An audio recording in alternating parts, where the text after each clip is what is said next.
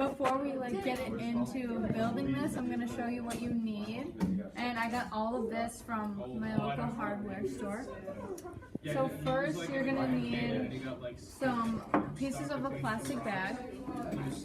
You're also gonna need masking tape and packing tape.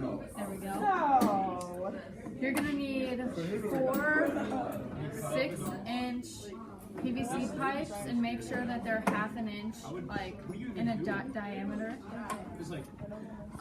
Also an X-Acto knife, a hacksaw in all, and then some plastic gloves. It's gonna be important. Some rubber bands, doesn't matter what kind. You're gonna need a tee, and then a hose, a ruler to measure out the pipes, and then you're also gonna need a Sharpite hex pipe. It's gonna be about 2 feet long, and then make sure that it's 1/2 inch diameter. You're also gonna need a union or an adapter, sort of the same thing, and this has to be able to fit over your PVC pipe. It has to fit in it. So yeah. Scissors. So now you measure out 1 inch of the PVC pipe and you're gonna cut it into 4 pieces. There you go. And we're gonna use the hacksaw to cut the pieces. So next we're gonna cut the blue pipe to about 12 inches, 305 millimeters, and we're gonna cut 2 pieces of the pipe the same length. Go ahead. Okay. So after we just cut it, and you can see that the ends are completely flat, and you want them to be the exact same length. That's really important. And if they're not, then just cut off the part that is either too long. And, yeah. So if the end is not flat, then you can just take sandpaper and go like this until the bottom is flat. So watch how I assemble this. You're going to put the PVC connectors inside like this, and then you're going to put 2 of the PVC T's like this,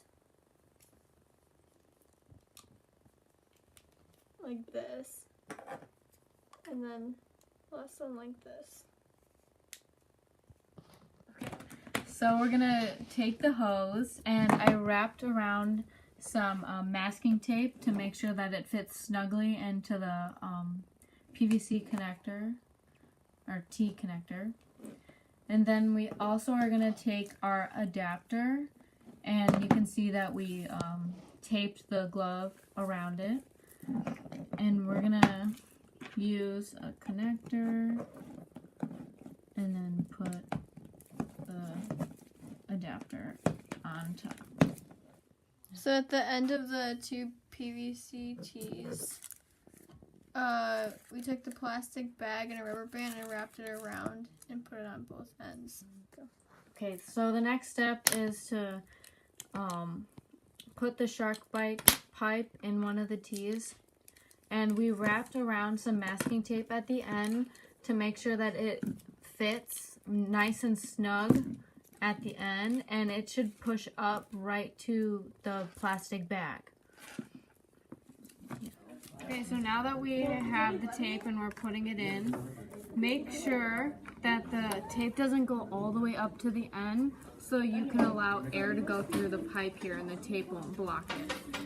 Okay, so with no holes in it, we're gonna play it.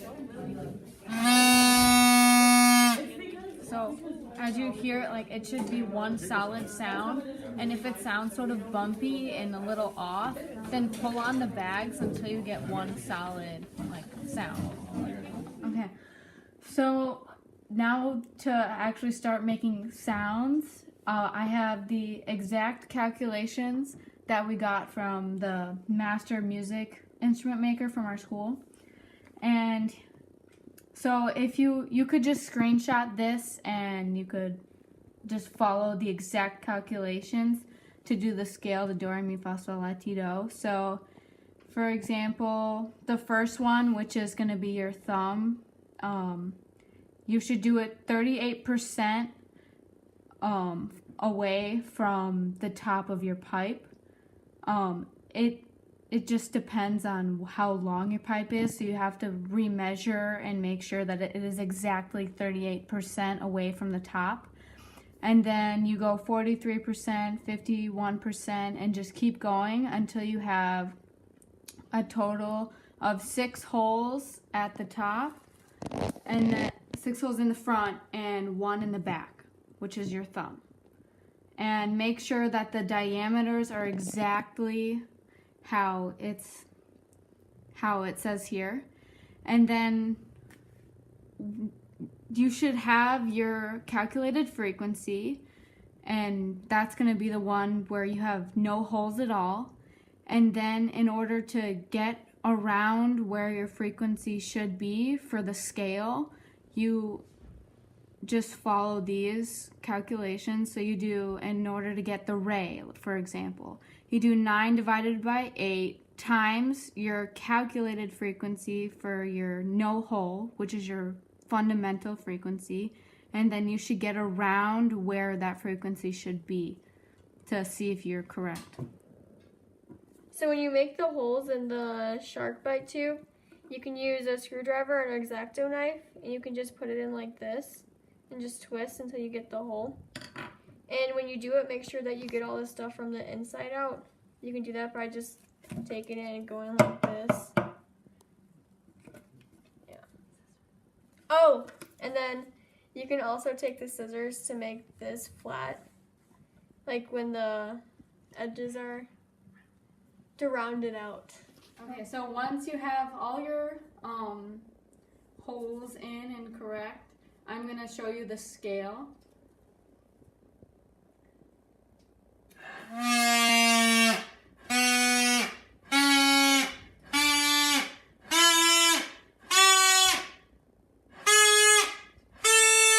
Talk about some of the challenges that we faced when building this.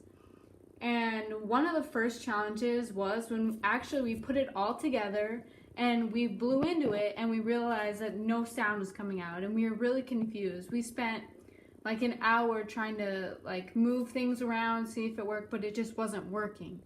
And then we opened this and we realized that the tape was actually blocking the air from flowing through over here. So when you put tape on here, make sure that the tape only goes up to about here, so the air can come in through here and go out. So it's fine if it's loose in here, but make sure that you keep it tight over here. So watch out for that. So when we finished the whole thing and it was making sounds, when we had to find the natural frequency, it kept changing. And we were moving the pipes around trying to see what the problem was, and we just couldn't find the problem. So if you have the same problem, you can just put tape at the end of one of the tubes and it'll keep the same natural frequency. Yeah. If you put a piece of tape at the end, it'll really amplify the sound that's coming through here, because sometimes it all just was sounding the same without the tape. So we just put the tape at the end and we got our natural frequency, and the notes actually started to play. So another problem that we had when making this was that we kept getting holes in the bag part and both, and also in the glove. So watch out for that. Okay, so I'm going to show you an example of a song that you can play, and my example is going to be Amazing Grace.